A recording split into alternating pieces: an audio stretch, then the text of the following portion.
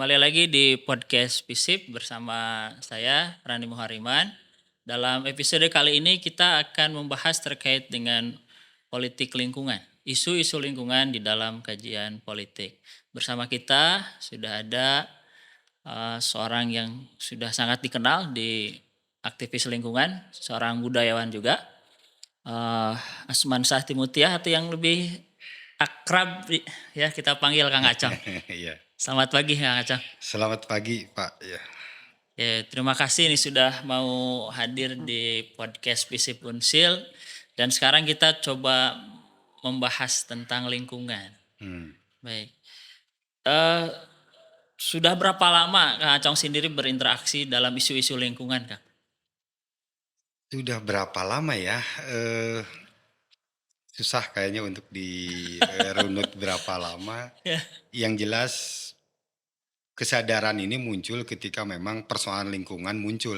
ya, Maka perhatian saya terhadap lingkungan muncul secara kolektivitas gitu. Bukan lagi secara personal. oke.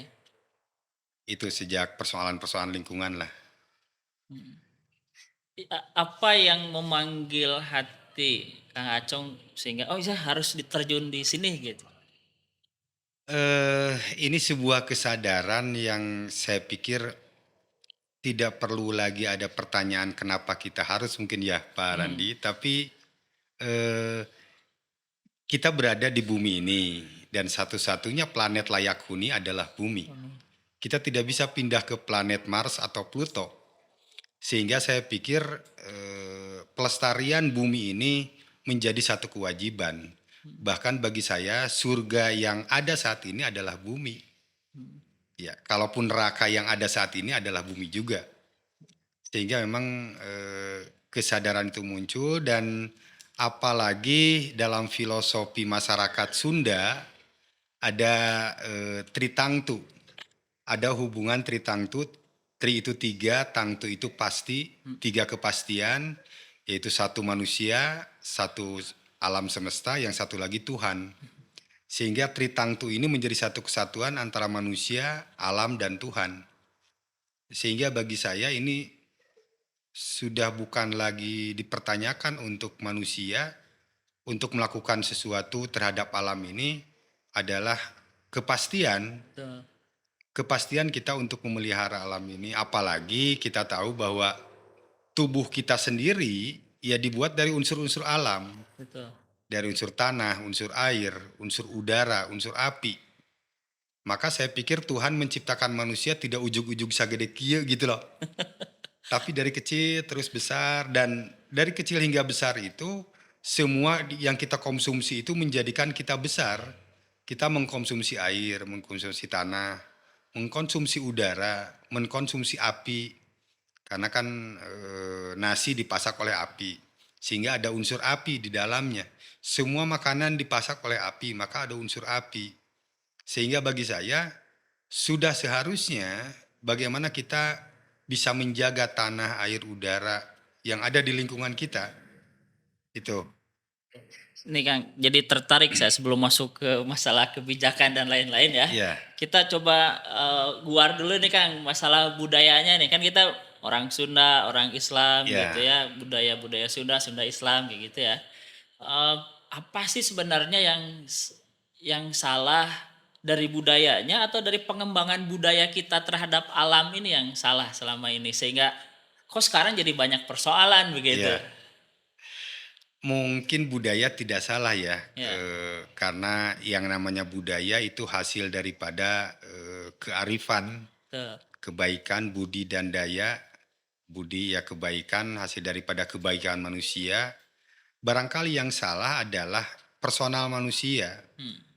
Kita sekarang ini mau tidak mau masuk pada wilayah kritis kemanusiaan dalam pengertian manusia sudah sangat individualis.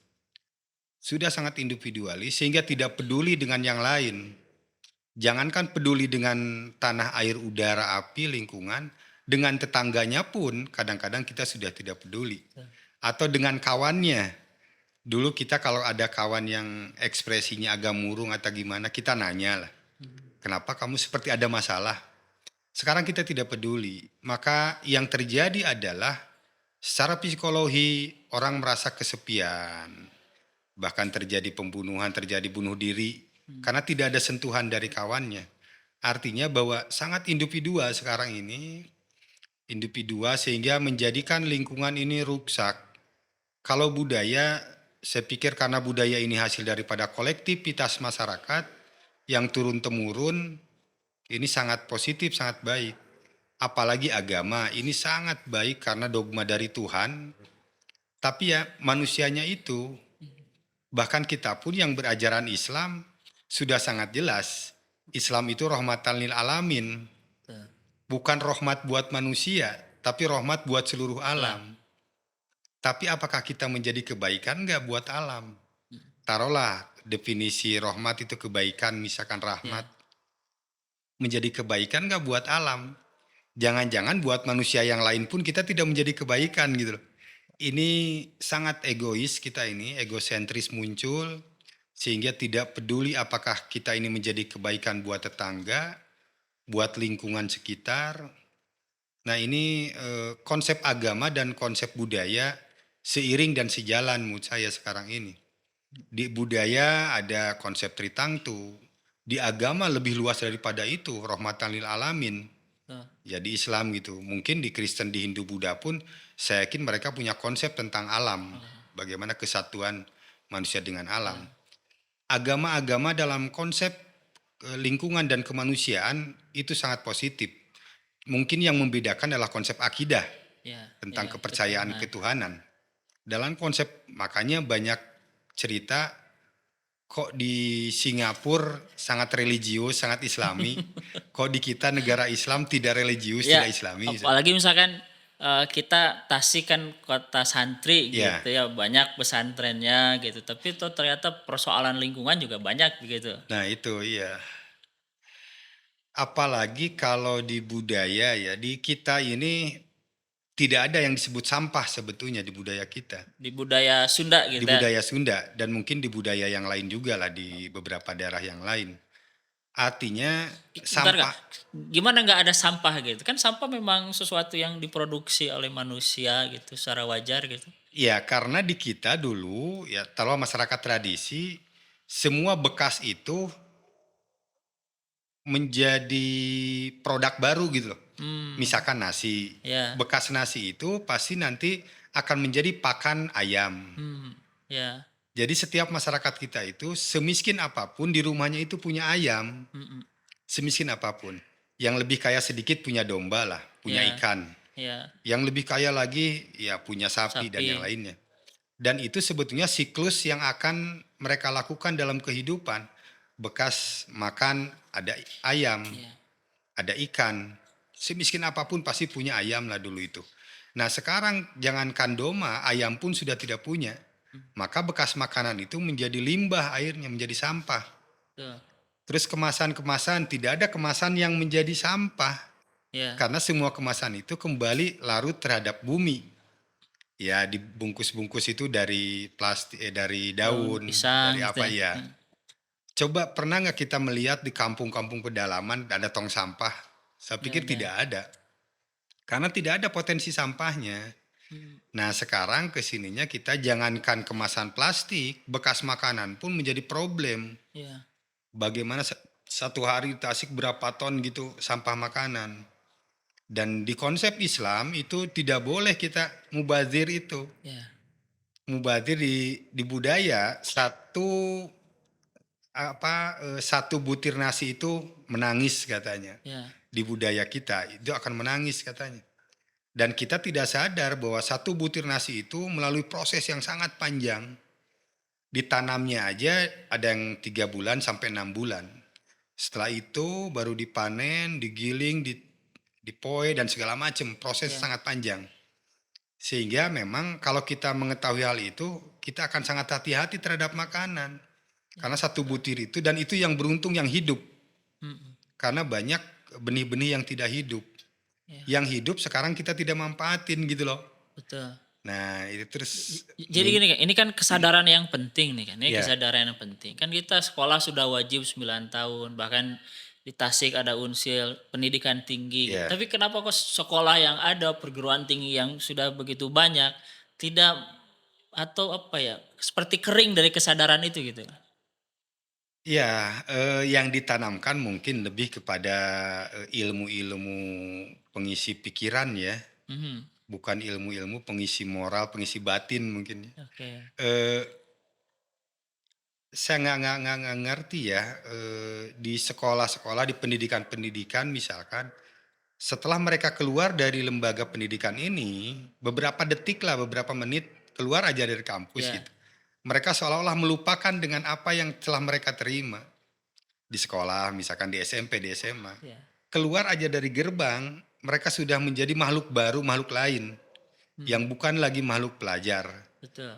Nah, Ya, ada persoalan sebetulnya pada tingkatan ini, di mana pendidikan itu lebih cenderung kepada, pemikiran, lebih kepada pemikiran, tidak tidak sampai pada merembes pada wilayah batiniah. ini. Taruhlah, setelah dari kepala harus merembes ke sini. Ya, Sehingga di sini ada kontemplasi dan setidaknya perut pun setelah hasil kontemplasi ya, eee, iyalah lah non, disaring dulu gitu loh, ya, ya, sebelum ke perut. Apalagi mohon maaf misalkan ke nafsu, ke vagina, ke nafsu-nafsu. Ya mungkin karena di sini kita tidak melewati ini, ya. persoalan anak muda, ya persoalan orang tua kerakusan dan yang lain-lainnya. Barangkali ya. Karena ya agak aneh juga keluar dari masjid itu baru beberapa meter dari masjid sudah lupa Mhm. bahwa dia sudah melakukan persentuhan persetubuhan dengan Tuhan misalkan. Nah, ya barangkali seperti itu, Pak Oke. Randi. Jadi memang ada sesuatu yang lepas bahkan dari kebudayaan kita sendiri dalam cara kita melihat lingkungan gitu ya kan? Ya, terutama kita harus sadar bahwa kita dari mana awalnya. Mhm. Ya apalagi lebih jauhnya mau kemana dan apa yang harus kita Apa lakukan. yang harus kita lakukan? Tidak harus semestinya kita mencari keuntungan-keuntungan di dunia ini. Pendidikan lebih cenderung mencari-cari keuntungan. Agama sekarang digeser pada wilayah mencari-cari keuntungan. Mhm. Artinya mencari keuntungan itu ya untuk diri, untuk kepentingan pribadi, bukan ya sekarang pendidikan boleh ditanya lah SD, SMP sampai mahasiswa, kamu apa kuliah? Saya ingin menjadi dokter, saya ingin menjadi Mhm. insinyur. Itu sudah kepentingannya berbeda gitu loh. Betul. Pendidikan itu bukan untuk menjadikan seseorang menjadi profesi apa gitu loh. Kerja gitu ya Iya, bukan ya? pendidikan itu ya untuk menyempurnakan kemanusiaan. Betul, betul. Untuk menyempurnakan kemanusiaan, maka tidak penting bagi saya kita menjadi apa satu saat. Yang lebih penting itu bagaimana ilmu yang kita terima bisa bermanfaat. Nggak apa-apalah dokter jadi petani misalkan. Mhm. Dari teknik tiba-tiba menjadi guru Guru, atau menjadi apa. ya, Ya kebermanfaatan sebetulnya. oke. Nah, eee, jadi kita bisa simpulkan memang ada persoalan nih di kesadaran gitu ya. Iya, Ada persoalan di kesadaran. Ini kan harusnya bisa apa ya, bisa dibangun gitu ya, bisa dibangun. Kita punya pemerintah, kita punya negara, ya negara kan harusnya hadir nih dalam iya. persoalan-persoalan itu. Menurut Kang Acong sendiri negara hadir nggak sih sebenarnya dalam persoalan yang tadi disebutkan itu? Kalau secara sistem sudah hadir walaupun belum sempurna secara sistem ya. Baik, secara sistem hadir ya? Ya, tapi yang menjadi amanat pembawa sistem itu, ya itu akhirnya sudah masuk pada wilayah ranah-ranah individual tadi. Oke, karena ini. Ya mencari keuntungan dari sebuah sistem. Mhm, Kadang-kadang ya ada program lingkungan terjadi korupsi pada wilayah. ya, Jangankan anggaran-anggaran lingkungan, anggaran-anggaran bencana, anggaran agama, naik haji misalkan, untuk Quran, kan kita tahu Quran mhm, naik haji banyak dikorupsi, apalagi betul, persoalan lingkungan. Jadi untuk sistem kita ini sebetulnya sudah lengkap lah aturan-aturan, regulasi yang ada. Tapi pelaksana aturan ini sebetulnya yang menjadi persoalan itu. mhm, Kembali kepada manusianya, pelaksananya menjadi persoalan. Jadi kalau menurut saya sistem yang ada sekarang secara regulasi sudah lengkap, bahkan sudah sangat lengkap lah. Tapi pelaksana aturan ini bagaimana dia bertanggung jawab untuk melaksanakan aturan-aturan itu, ini yang tidak terjadi. Oke. Oke, beberapa pekan yang lalu Kang Acong bersama kawan-kawannya sempat melakukan aksi dengan membawa sampah ya ke kantor wali kota. Ya. Nah kita ingin tahu sebenarnya mengapa sampai harus bawa sampah ke kantor wali kota, Kang? Ya itu yang tadi bahwa yang tanggung jawab secara kolektif di masyarakat adalah pemerintah. Masyarakat secara personal dia melakukan aktivitas masing-masing lah. Ada bekerja, pulang sore, berangkat pagi, istirahat itu secara personal. Anak sekolah, terus yang lain-lain lah istri apa gitu loh. Ya, ya. Secara kolektif masyarakat maka diikat adanya negara, adanya pemerintah.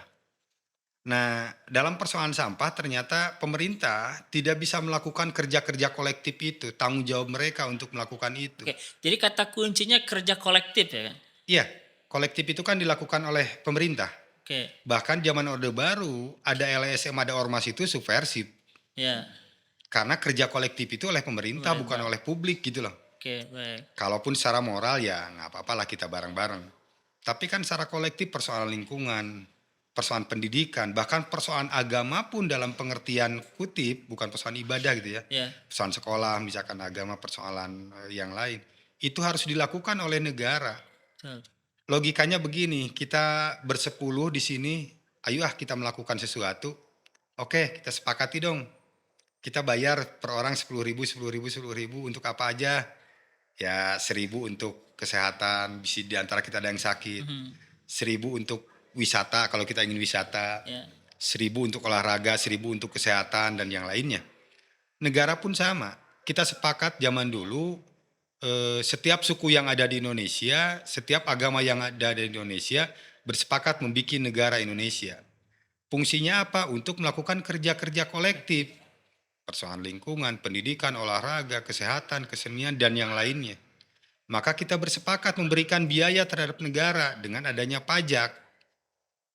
Kita bangun tidur aja saya sudah biasa bayar pajak 2 bangun tidur. Ngerokok dan ngopi. Itu sudah 2 pajak.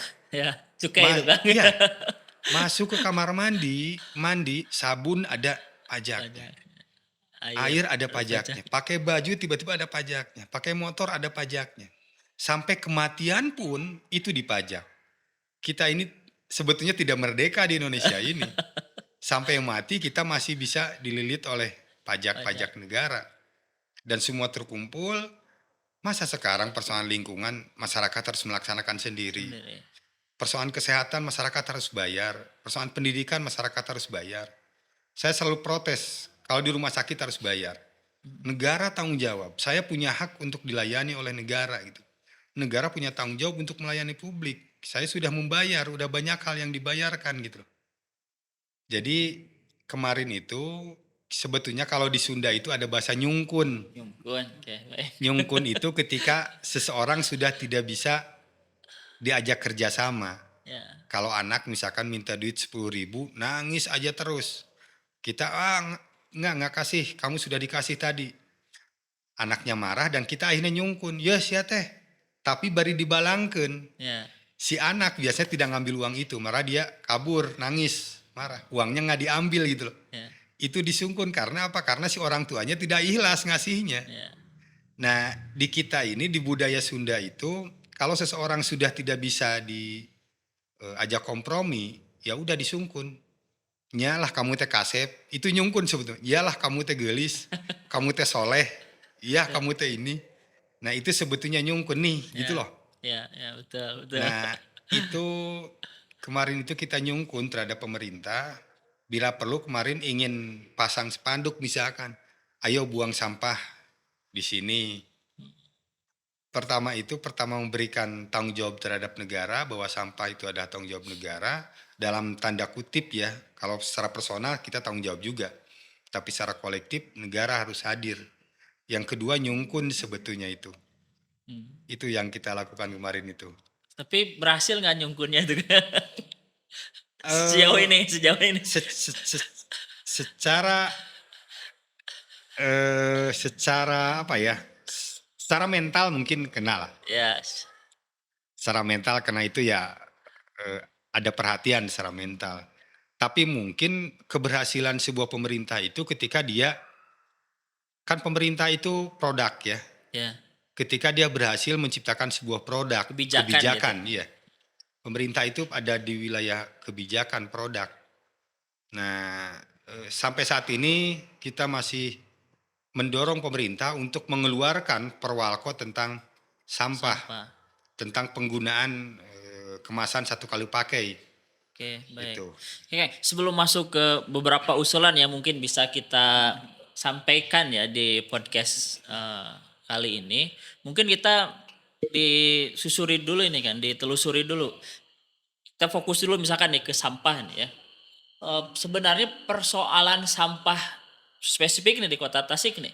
Sebenarnya persoalan sampah di Kota Tasik itu apa sih sebenarnya gitu kan? Pokok persoalannya dan sehingga berkembang jadi seperti apa ya, saya sendiri misalkan ya kalau berkunjung ke jalan mana sampah gitu ya Ya. pinggir gitu kan itu nggak nyaman sebenarnya, saya sebagai warga kota nggak nyaman gitu, tapi sebenarnya persoalannya apa sebenarnya?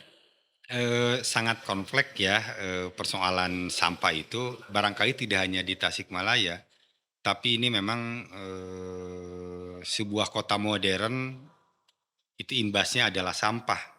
Oke, Nah di Tasikmalaya memang pertama pola hidup masyarakat, kedua memang dinas yang terkait penanganan terhadap sampahnya tidak serius, oke, ketiga memang regulasi lah.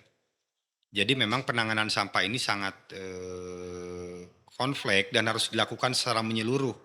Artinya pola hidup masyarakat siapa ini yang harus melakukan? Tentu di samping pemerintah ada juga kelompok-kelompok lain diantaranya agamawan, oke, pendidikan. Itu harus melakukan penyadaran terhadap pola hidup masyarakat. Saya selalu protes ketika di sebuah kantor ada air mineral. ya, Bahkan anehnya itu di setiap dinas gitu loh. Sampai di kepala dinas LH pun lingkungan hidup ada air mineral. ya, Saya selalu mengkritisi itu. Ya bisa nggak sih sebetulnya kita di kantor-kantor di dinas-dinas cukup ada apa dispenser. mhm, Dispenser itu 1 tahun sekali lah gantinya kalaupun tidak pecah ya, galonnya. Coba air mineral kalau sehari kita 5 gelas berarti 5 bekas air yang kita minum. Satu orang 5 gelas belum walah berapa banyak gitu orang Tasik. Nah kalau bisa bawa tumbler. mhm, Nah itu tentang pola hidup ya. ya, Sebetulnya sederhana. Tadi itu kesadarannya. mhm, Sederhana kita seperti tidak membuang sampah ketika minum air mineral. Padahal dari pola hidup itu kita akan menganggap sesuatu yang tidak baik seolah-olah adalah baik. baik, Itu bahaya menurut saya buat pola hidup kita menganggap sesuatu yang tidak baik itu lumrah gitu. oke, Seperti buang sampah itu lumrah, mhm, padahal tidak baik. Nah, ini tentang pola hidup. Belum sekarang di warung-warung kecil aja sekarang suguhan airnya itu pakai gelas plastik. mhm, Belum di kafe-kafe, di warung kecil aja ya saya ngeliat aduh kok suguhannya gelas plastik. Ketika saya tanya, "Bu, kenapa harus gelas plastik? Ini lebih murah, lebih mahal, Bu, kalau dibanding-banding. Coba Ibu sehari berapa?" Saya 2 toros katanya, "Berapa sehari?" 16.000, 1 toros 8.000. mmm, Coba pakai gelas. Kalau tidak pecah 1 tahun pun masih bertahan. ya, Sebetulnya bukan persoalan murah dan tidak murahnya, tapi ada sikap pola hidup yang manja di masyarakat sekarang. Manja malas untuk mencuci gelas, mencuci piring. Eh, Apalagi di rumah-rumah sekarang sudah ada suguhannya itu air mineral karena malas untuk cuci piring, cuci piring, gelas. ya, Padahal bagi saya nilai-nilai ibadahnya itu dicuci piring. Dicuci gelas itu nilainya itu sangat besar. Sangat besar ketika kita harus mencuci gelas, mencuci piring. Ada persentuhan gitu loh. Ada ya, persentuhan ketika kita harus mencuci gelas, bersentuh dengan air, bersentuhan dengan hal-hal yang lain lah. Kalau gini ya udah tidak ada. mhm, Nah pertama itu pola hidup pola hidup, masyarakat. oke, baik, Ya, yang kedua pemerintahan yang memang melakukan kebijakan terhadap sampah, misalkan LH, mereka selalu beralasan anggarannya kurang sehingga armadanya tidak bisa mengangkut. Tidak bisa, masyarakat tidak bisa menerima dengan alasan armada kurang. Kemana uang selama ini gitu loh. Mhm. Dan saya selalu aneh dengan pemerintah, setiap tahun itu selalu mempublikasikan bahwa anggaran pemerintah sekarang defisit, kolab gitu loh. Ya. Kok kemana uang masyarakat kalau begitu? Nah, jangan-jangan justru ada persoalan di apa penanganan tentang keuangan. Contoh kecilnya misalkan perusahaan Pertamina setiap tahun selalu merasa rugi. Rugi. Padahal 2 tak aja yang letteran merasa untung gitu loh. Ini Pertamina yang Ya. besar. Si LH ini tidak bisa menangani sampah secara menyeluruh karena persoalan anggaran.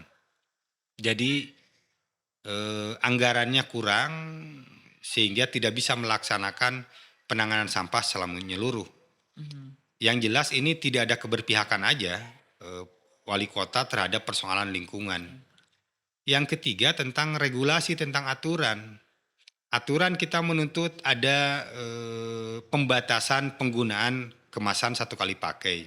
Sampai saat ini belum keluar.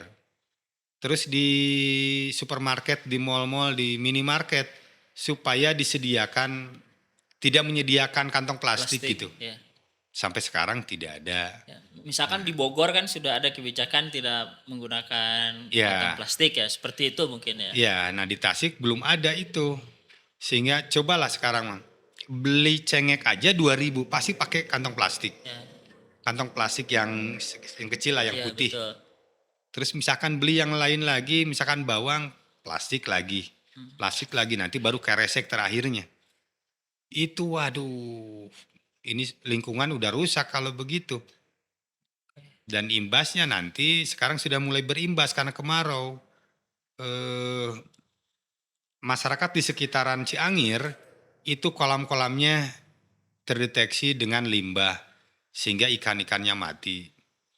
Katanya pemerintah kota mau tanggung jawab. Saya tanya tanggung jawabnya pada apa? Kalau tanggung jawab pada ikan ya murah lah. Tinggal di kilo ikan yang mati. Ini sadar nggak bahwa ini ada rembesan terhadap sumur-sumur masyarakat? Ini pertanggungjawabannya bagaimana Ya, kalau ada Ciangir itu rembesan? biar jelas itu dari Dari TPA, TPA ya, ya tempat Ciangir, pembuangan air akhir ya. sampah. Oke, oke. Karena di sana tidak ada pengolahan sampah. Baik. Jadi pemerintah saat ini tuh hanya memindahkan sampah dari satu titik ke titik lain. Oke. Dari TPS ke TPA. Jadi bukan diolah sebetulnya, tidak ada pengolahan sampah. Hanya pemindahan aja dari TPA ke TPS, dari satu tempat ke tempat yang lain. Tidak ada pengolahan. Jadi regulasi yang ada pun ini tidak bisa menangani persoalan sampah. Sehingga kita kemarin menuntut terhadap pemerintah untuk ya mengeluarkan perwalkot lah yang lebih mudah tentang penggunaan sampah. Tapi dan lagi-lagi saya pun pesimis kalaupun perwalkot keluar ini bisa berjalan. Lagi-lagi bagaimana pemerintah itu bisa mengawal atau apa ya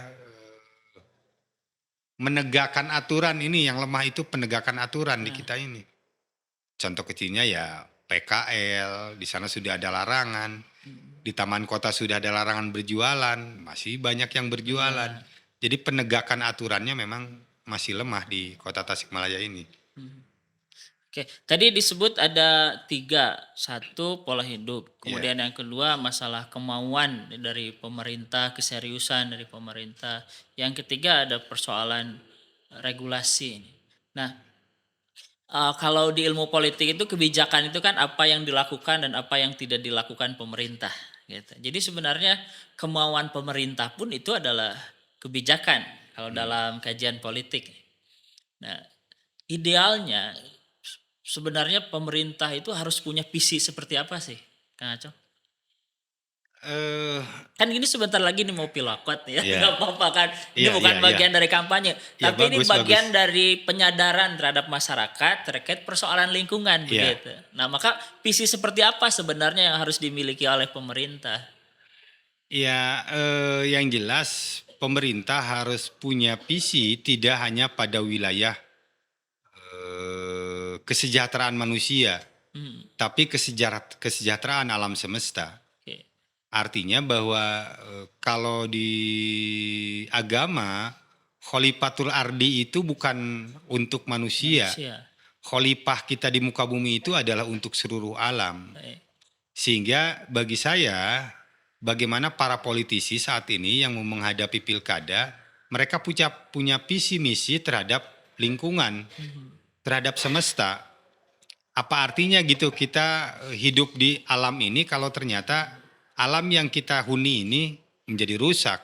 Betul. Apa artinya ini akan menjadi korban seperti di negara-negara lain sekarang? Terjadi banyak bencana. Betul. Dan itu bukan ratusan orang, itu bisa ratusan ribu orang yang menjadi korban. Sehingga konsep politik sekarang, konsep pemerintahan sekarang sudah melenceng dari persoalan lingkungan. Baik. Maka wajar dulu katanya gunung-gunung sempat protes terhadap Tuhan kan itu. Ya.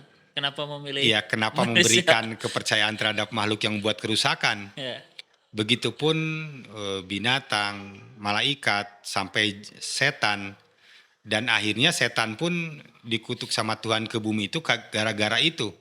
Gara-gara bukan dia tidak tidak beriman terhadap Tuhan, tapi dia tidak mau tunduk terhadap Adam. Nah, sudah disyaratkan sebetulnya bahwa manusia itu pembuat kerusakan di muka bumi. Padahal kita ini khalifah di muka bumi, seharusnya kita bisa memimpin gunung-gunung, binatang, pepohonan, air, dan yang lainnya. Nah, konsep kepemimpinan sekarang, konsep politik yang ada itu lebih menurut saya, lebih menciptakan sebuah kerakusan aja. Kerakusan manusia, egosentris manusia, seolah-olah bahwa kita punya hak untuk melakukan apapun di bumi ini.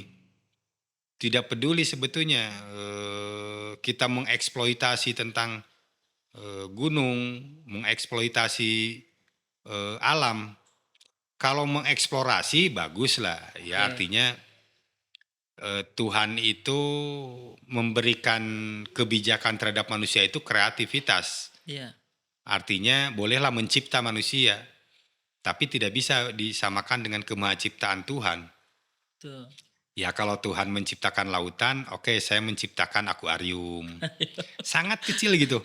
Ya. Tuhan menciptakan matahari, saya menciptakan lampu. Itu sangat kecil. Tapi di pengertian ini bahwa manusia diberi kebijakan untuk mengeksplor sebetulnya.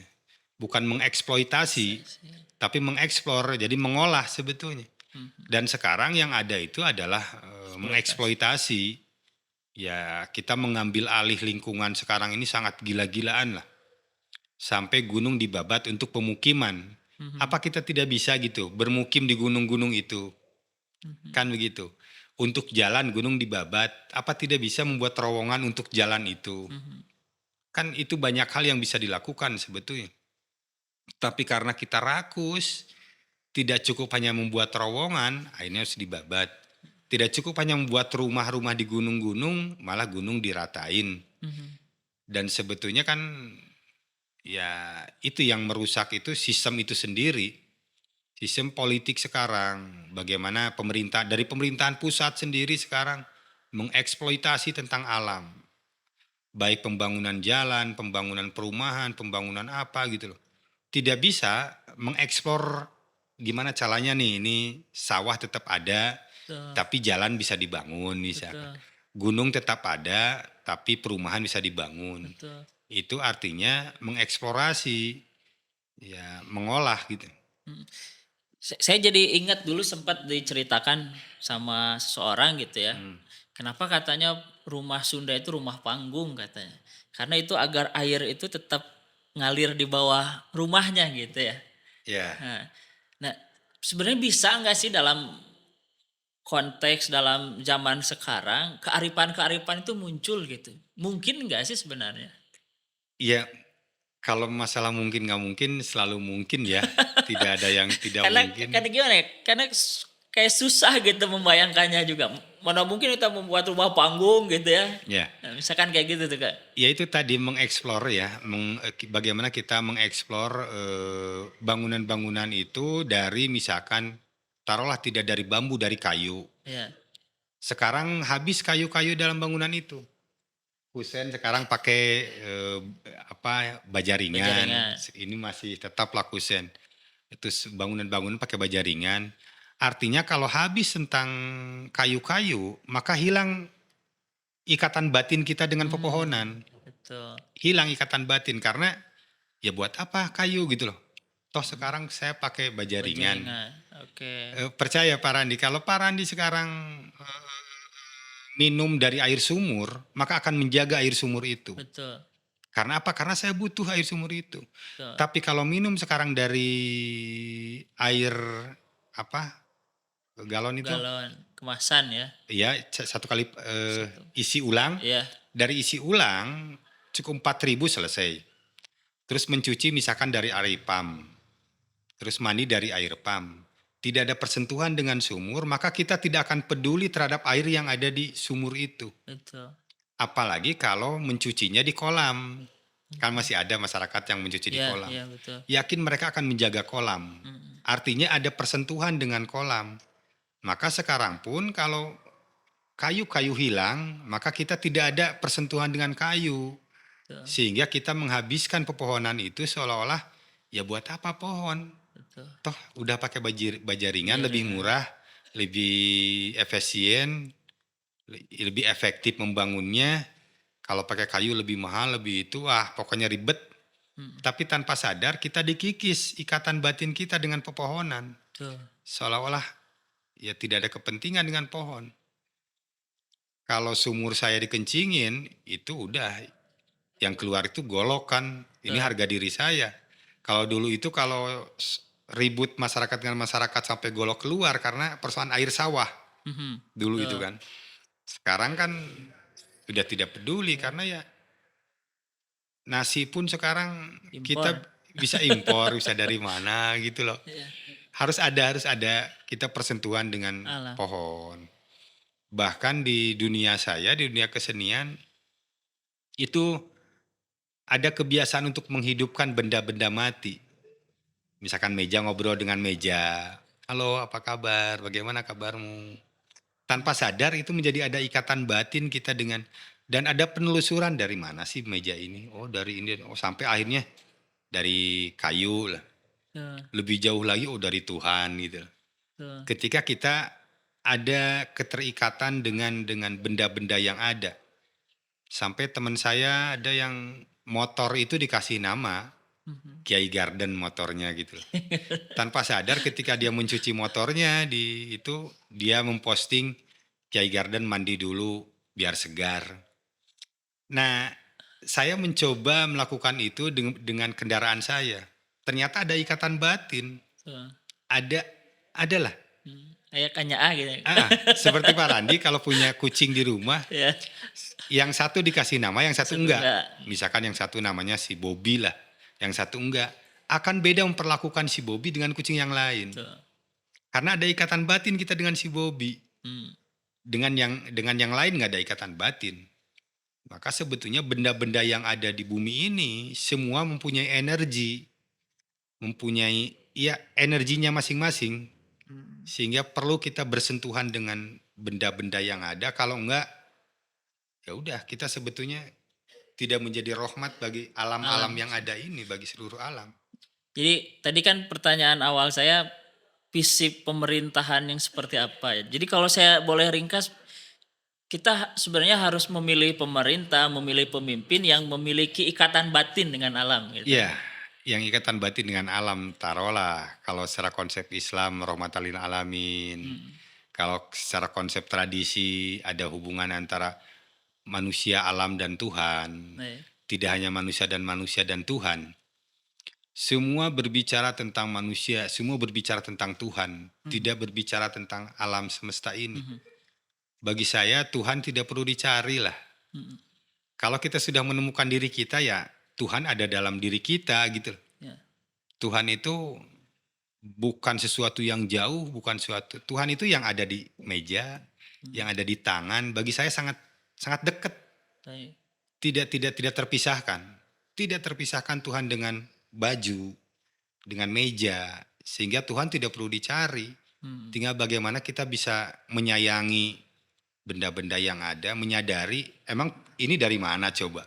Semua dari Dari Tuhan. Tuhan. Oke, Ini dari pohon. Pohon dari mana? Kalau kita menelusuri, apa sih yang tidak dari Tuhan gitu loh. betul. Maka ketika kita menyadari meja, sendal, kursi, apapun yang ada, kalau di konsep supi itu kan tidak ada yang lain. Betul. Ketika dia melihat ini, melihat Tuhan. Sehingga kalau di konsep supi, Siti Jenar mengaku diri Tuhan itu bukan dia mengaku Tuhan, tapi ya dia dengan Tuhan itu tidak terpisahkan. Aku adalah Tuhan, Tuhan adalah aku. Tidak ada makhluk yang lain di dunia ini kecuali Tuhan gitu loh. Kecuali ilah. Sehingga melihat ini. Sekarang kan takbir besar-besar tapi kosong gitu loh. Padahal melihat ikan aja udah subhanallah, Allahu Akbar gitu loh. Baik. Melihat ikan bisa hidup di air kan aneh sebetulnya secara logika. Tapi Allahu Akbar, subhanallah. Melihat Tuhan gitu semua ya. Oke. Ini Kang biar agak rame dikit ya, Ya. boleh ya. Pemerintahan sekarang nih Pak PJ nih ya, Pak CK nih. Kan kemarin mengkritiknya ke Ya. Pak CK ya. Kalau tadi kan ada indikatornya ikatan batin dengan alam. Kalau dikasih skor 1 sampai 10 skornya berapa nih Pak PJ? Boleh kan? Boleh nih. Ya mungkin skornya 8 lah. Oh 8, udah besar tuh 8. Enggak 8 maksudnya kalau skornya 10. Oh iya Dari dia. 1 sampai 10 nih. Dari Ya hanya 2 lah dia. Dua. Hanya dua Hanya kalau dua. bisa, iya. Kenapa Kang 2 itu? Berarti kan jauh nih 8-nya nih. Kenapa Iya. 2 nih? Dia kan datang ke Tasik itu sebetulnya mau apa? Pak CK ini mau apa gitu datang ke Tasik. Dia bukan orang Tasik, bukan dipilih oleh warga Tasik. Dia hanya diutus ke Tasik. Nah, orang yang diutus seharusnya dia melaksanakan apa-apa yang sudah ditetapkan oleh masyarakat Tasik. RPJMD, RPJM, yang RPJMP. lainnya. Itu dia melaksanakan itu yang sudah ditetapkan. Dia datang ke Tasik membawa program dia sendiri. Udah ada 3 program unggulan. Stunting, terus magot, terus yang ketiga sampah. Dan semua gagal. Sampah gagal, magot gagal, stunting belum berhasil walaupun masih dijalankan. Jadi apa nilai keberhasilannya CK itu saya pikir tidak ada. Tidak ada nilai keberhasilannya. Dia hanya datang ke Tasik melaksanakan itu dan tidak melaksanakan apa yang telah ditetapkan oleh pemerintahan sebelumnya. Contoh kecilnya lah kita hanya indikator kecil aja. Hajat yang sudah bagus sebelumnya malah ketika ada CK menjadi rusak gitu loh. Cideng masih jadi penuh lagi. Kemarin udah bersih Cideng dari PKL. Malah penuh lagi PKL. Itu indikasi terhadap kegagalan CK menurut saya. Nah, dia hanya hadir untuk melaksanakan seremonial, acara-acara, membuka acara dan yang lainnya. Kalaupun dia melaksanakan sekarang tiba-tiba, ya improvisasi lah. Dia sekarang ada lorong wisata. Tidak ada kajian gitu, apa penting nggak buat masyarakat Tasik lorong wisata ini. Ada kata sik katanya. Ya, nah, tidak ada kajian dulu apakah dibutuhkan oleh masyarakat Tasik atau tidak. Sampai yang lebih detailnya bahannya apa, objeknya bagaimana. Kalau tidak melakukan kajian ya saya khawatir jadi sampah juga akhirnya. Seperti magot sekarang. Kalau Pak Randi lihat coba di beberapa dinas menjadi sampah, tumpukan-tumpukan aja bekas magot itu. Tidak dijalankan. Tidak jalan. Jadi bagi saya cukuplah untuk CK ini ya punya nilai 2 itu sudah beruntung. Ya. Yang 2 itu apa Kang? Ya yang 2 itu dia sudah mau datang ke Tasik. Sudah mau menjalankan apa yang diutus oleh Menteri Dalam Negeri ke Tasik. Sehingga dia harus rela meninggalkan jabatan yang ada di Jakarta. Baik. Ya itu paling termasuk istrinya kan sekarang konon dia keluar dari pekerjaan yang ada di Bandung nih man, tapi nggak tahu pastinya. Iya. Itu kan pengorbanannya lumayan. Baik. Istrinya akhirnya harus ikut ke Tasik. Ya punya nilai 2 alhamdulillah lah Pak CK ini. Oke, baik. Mungkin di sesi terakhir ini kita coba ngobrol ke depan terkait kebijakan, lingkungan hidup, sampah. Apa nih yang ingin Kang Acong sampaikan sebagai rekomendasi baik sekarang Pak CK yang sebentar lagi gitu ya, atau untuk nanti pemimpin di Kota Tasik setelahnya? Saya sih sangat berharap Tasik itu menjadi teduh gitu ya. Dulu banyak pohon-pohon besar lah. Sepanjang jalan di rumah sakit, jalan Kawalu, sampai jalan Hajat pun dulu banyak pohon-pohon besar. Betul, Sekarang hilang, termasuk di kampus di Unsil sekarang hilang. Kenapa tidak misalkan mahasiswa baru diwajibkan untuk menanam satu orang satu tanaman. tanaman. Dan tanaman itu harus dijaga misalkan sampai Mhm, besar, bila perlu dikasih nama tanamannya. mhm. Misalkan siapa Roni, Ya, siapa sampai besar.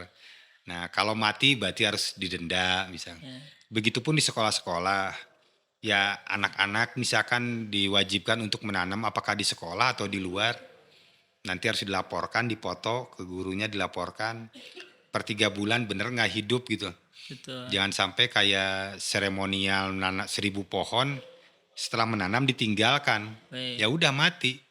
Karena Mhm, masa transisi pohon terhadap tanah itu perlu dijaga, ya, akhirnya mati. Jadi berharap masyarakat melakukan kerja-kerja ini tidak melupakan alam lah. Saya berharap kita pun secara individu masyarakat bisa menyayangi alam, minimal lingkungan yang dekat di sekitarnya lah. Tidak membuang sampah, menyakiti alam, itu tidak bisa dilebur.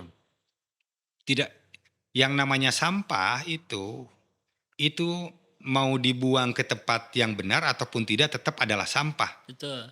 Tetap adalah sampah. Bekas itu tetap adalah sampah. Nah, makanya jangan membuang sampah. Bukan jangan membuang sampah ke tempat yang tidak baik, Baik. tapi jangan membuang sampah. Kita tidak bisa anti plastik, tidak bisa, tapi minimal meminimalisir persoalan plastik. Dan pemerintahan pun sama, kami berharap bahwa pemerintahan itu bisa ada keberpihakan terhadap alam semesta ini. Begitupun tokoh-tokoh masyarakat lah. Berharap kelompok-kelompok agama, ormas-ormas yang ada, apa tidak bisa NU, Muhammadiyah, Percis misalkan mengeluarkan kebijakan tentang sampah, tentang lingkungan. Di NU ada misalkan apa sih, Batul Masail apa ya? Iya, Yaitu melakukan sebuah kajian. pertemuan lalu mengeluarkan kebijakan. MUI misalkan, di Muhammadiyah, di Percis, bahkan di agama lain, yang mengeluarkan kebijakan-kebijakan termasuk di sekolah-sekolah SD, SMP, SMA, sehingga ada pendidikan. Jangan sampai seenaknya aja gitu loh, Ya, buang-buang di kendaraan kita buang.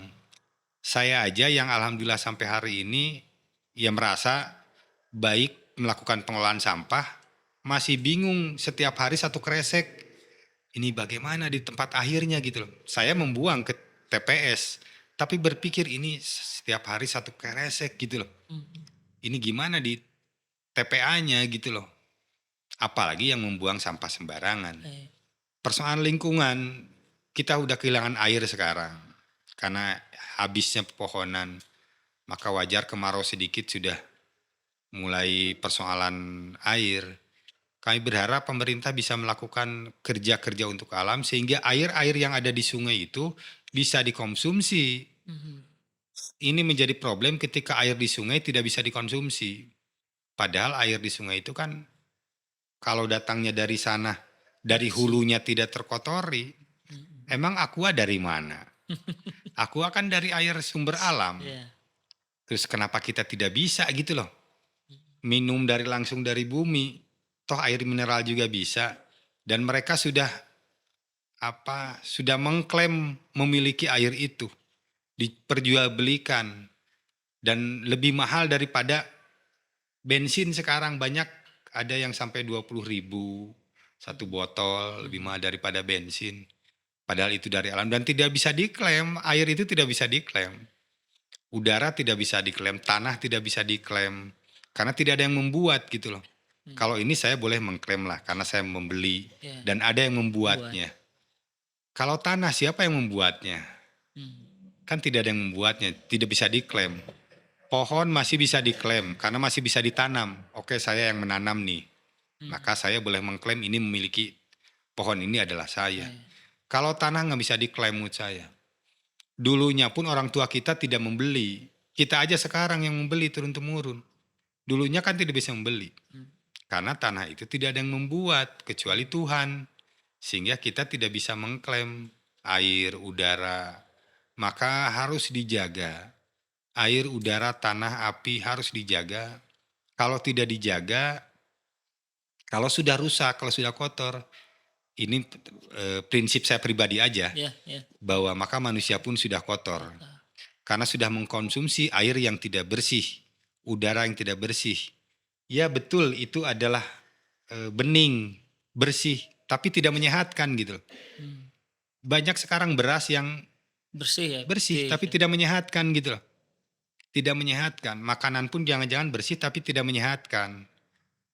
Jadi harus kita jaga. Pemerintahan sekarang kita kalau tidak bisa menjaga alam, waduh ini sangat disayangkan. Bahkan jangan-jangan ya bukan pemerintahan yang baik akhirnya.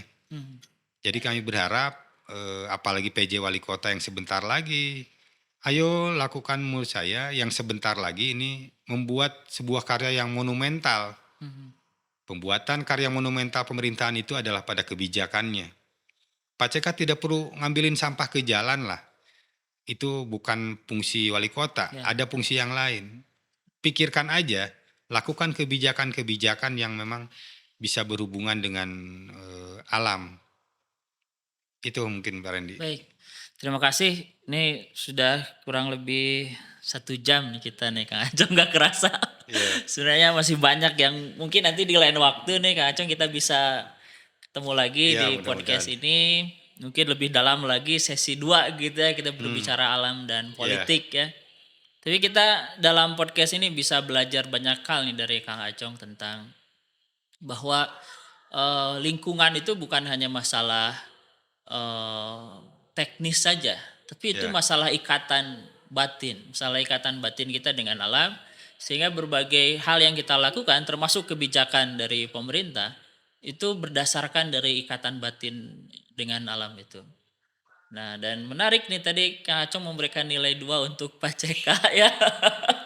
Saya kira itu sah-sah saja karena penilaian dari Kang Acong ya selaku pemerhati gitu ya yang berinteraksi dengan pemerintah ya, tapi saya kira itu menjadi hal positif ya untuk meningkatkan kehidupan bermasyarakat, berbangsa, bernegara kita untuk lebih baik. Tapi Kang Acong juga memberikan solusi-solusi agar membuat kebijakan itu menjadi lebih baik. Gitu. Saya kira sangat bermakna pertemuan kita siang hari ini dan semoga menjadi edukasi bagi semua penonton di podcast FISIP Unsil ini. Amin. Terima kasih Kak Acong. Sama-sama. Semoga senantiasa sehat. Amin. Salamnya untuk komunitas bercermin dan teman-teman yang lain. Oke, sampai jumpa kembali di lain.